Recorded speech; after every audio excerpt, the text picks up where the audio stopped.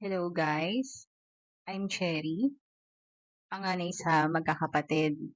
Nandito ko ngayon para humingi ng tulong para sa aming bunsong kapatid na si Akak. Dito ka Akak.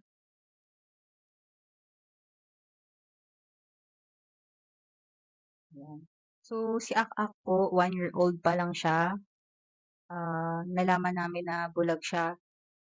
Sobrang hirap siya sa dumilat, ayun, sa pagdilat ng mata. Ngayon po hingi kami ng tulong para sa pampapa-opera niya. So, Bunso, kaway ka sa mga fans natin. Ah, Kaway ka, mag-hi ka sa mga fans natin. ano yun?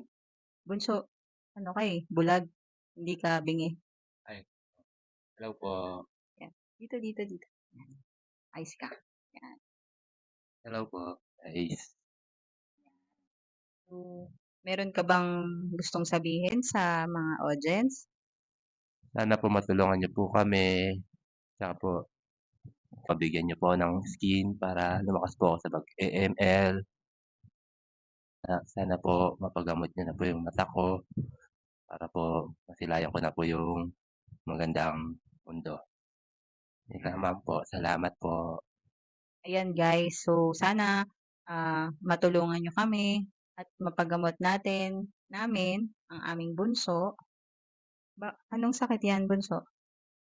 Ah, bulag. Bulag. Bulag po siya talaga pero minsan inaatake po siya ng